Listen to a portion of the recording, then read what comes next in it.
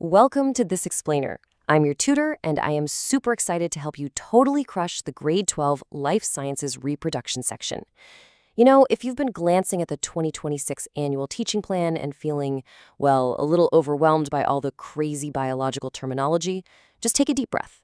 We're going to break this all down together, step by step, using some really clear visuals so it actually clicks. Keep going. That right there is our official motto for today, pulled straight from your revision guides. Because honestly, by the end of this study session, you're going to have all the tools you need to completely demystify these biological processes. We are just blindly memorizing facts today. No way. We're actually going to understand these incredible survival strategies. All right, let's take a quick look at our lesson plan. We've got 1. The ultimate survival strategy. 2. Hatching the master plan. 3. The amniotic leap forward. 4. The male reproductive factory. And finally, 5. Ace your exam practice. Section 1. The ultimate survival strategy. Let's dive right in and look at how different species maximize their reproductive success across from completely different environments. It's really all about adapting to survive. Okay, so we'll start by comparing fertilization strategies. Think of external fertilization as kind of like broadcasting a massive, super risky radio signal out into the ocean.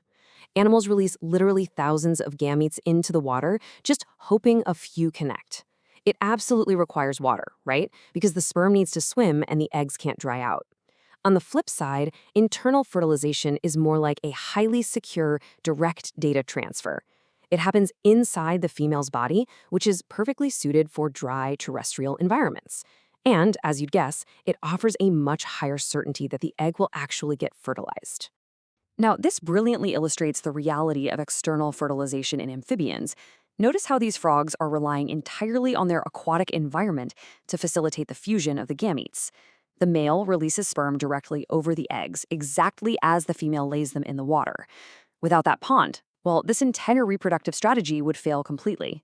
Section 2. Hatching the master plan.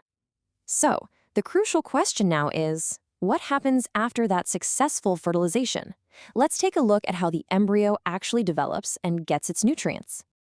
Okay, this table here is a classic exam format. Let's use a simple analogy to lock it in.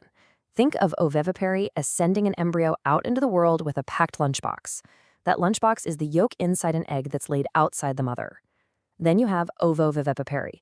This is kind of like carrying that packed lunchbox safely inside a backpack. The eggs develop and hatch within the mother's body, keeping them safe from predators. Finally, vivipary. This is the all-inclusive VIP resort strategy. No shelled eggs here. The young develop inside the uterus and get a continuous stream of nutrients directly from the mother's blood via a placenta, just like in humans and kangaroos. Section 3. The amniotic leap forward. The evolution of the amniotic egg actually allowed for vastly different biological investments, leading to some very specific traits the exact moment offspring are born. Wow, notice this stark visual contrast here. Look at chick A on the left. It's blind, lacks feathers, and is completely 100% helpless. Now look at chick B on the right. It's alert, it's covered in down feathers, and it looks like it's immediately ready to run around and find food.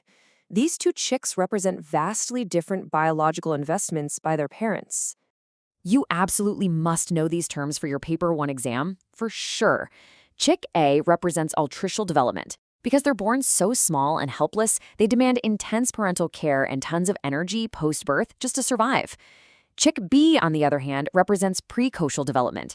These animals are born quite independent, which saves the parents a massive amount of energy after the birth. Though keep in mind, it does require a lot more energy inside the egg before hatching. Section 4. The male reproductive factory. Let's shift gears a bit from broader strategies to human anatomy, which, honestly, you can just think of as a highly efficient, specialized manufacturing and delivery facility. Okay.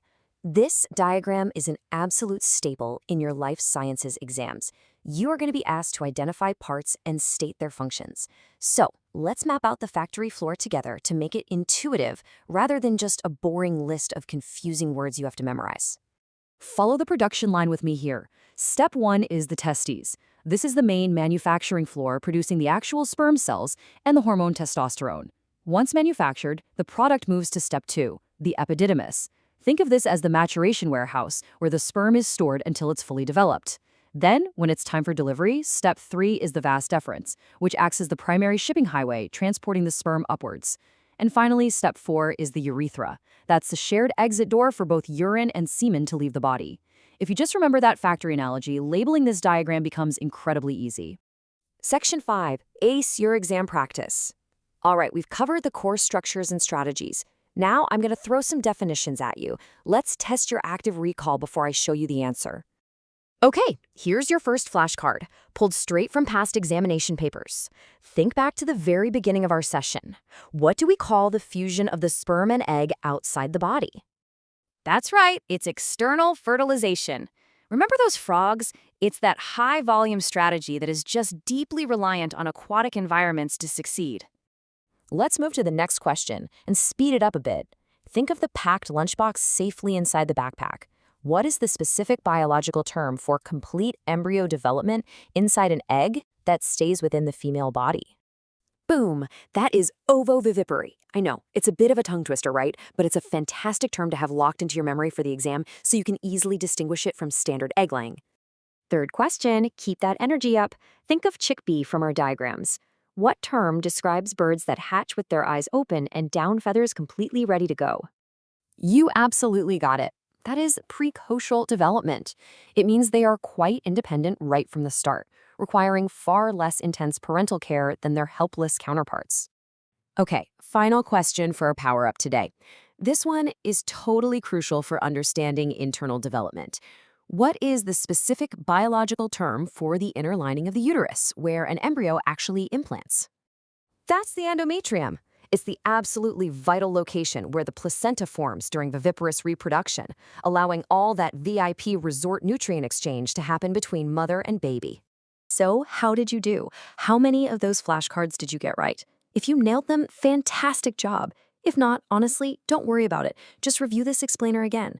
Repetition is literally the key to mastery.